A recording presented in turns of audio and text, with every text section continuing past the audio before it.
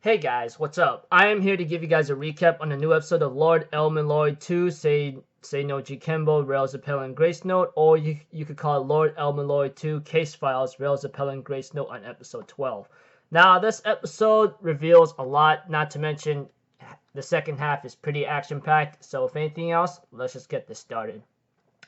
We have to it that the culprit is revealed to be the same person who is under the disguise of Collis. And apparently thanks to Reynes, along with the help from Luvia, Sergio, and then let's see here, Flat, along with another friend, we see to it that Reynes and the others showed up right in the nick of time, and we get to see to it that the true culprit was actually behind all this, and it is Dr. Heartless. Apparently, he is trying to do something, wanting to be involved with the Holy Grail War.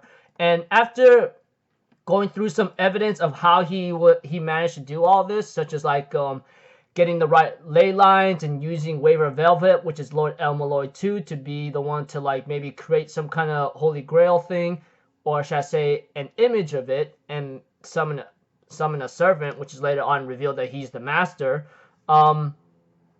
After all the evidence is cleared up and shown, thanks to Waver's research and help from Luvia and what he has been doing, and he was also mind controlling Crampton, that church guy, and it was pretty crazy.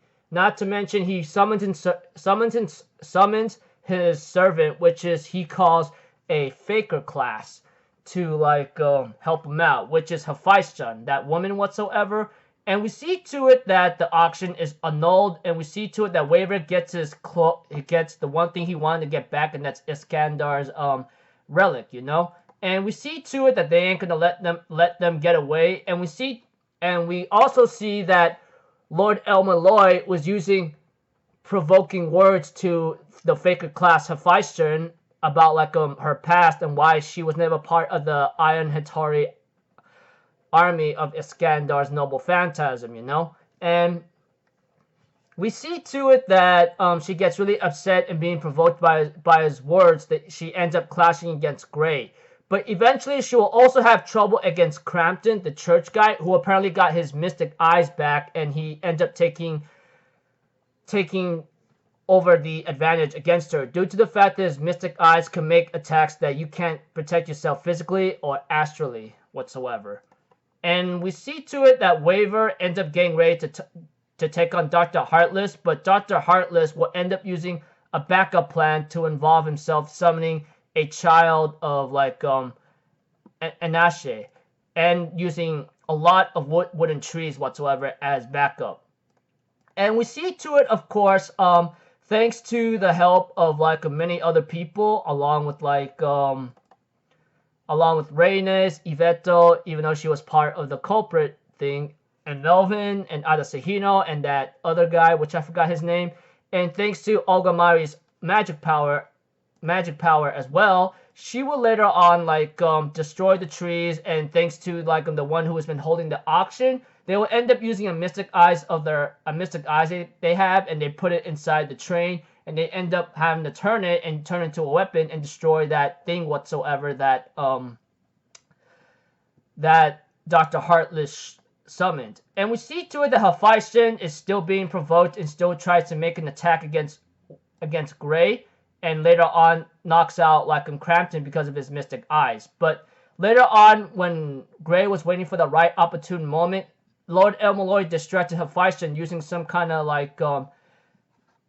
that necklace whatsoever, and Gray managed to actually get a good hit on Hephaestion, or whatever that faker class servant is. Eventually, Hephaestion knows that she's disobeying orders, but she's gonna go through with this, and she ends up summoning her Hecate wheel, Hecatic wheel. And we see to it that Gray, on the other hand, who apparently gets encouraged gets encouragement from Ad and freaking Crampton, the church guy, she will later on unleash a powerful Rongominiad after saying a couple words of releasing a couple seals onto her weapon from Ad, and ends up having to launch a powerful Rongominiad against a Hecatic wheel, and the battle ends off there, etc. And I go like, wow, dude, that is pretty crazy. Okay, that's about it, people. All I could really tell you is that Dr. Heartless has been the main antagonist in the Rail Zeppelin thing whatsoever, and yeah, we get to see what he has done, what he's capable of, and the second half is just action-packed fighting, you know, against Dr. Heartless and that Faker class servant, and Gray will end up using Rongominiad to try to finish the battle, and after realizing what she wants and what she wants to do, and unleashing powerful Rongominiad by undoing certain seals. So until then, people, that's about it. I'll see you guys in the next video. I'm Alpha Zero, people. Have a good day, and I'll see you guys next time, alright? Peace out. Bye-bye. Toot-toot-toot.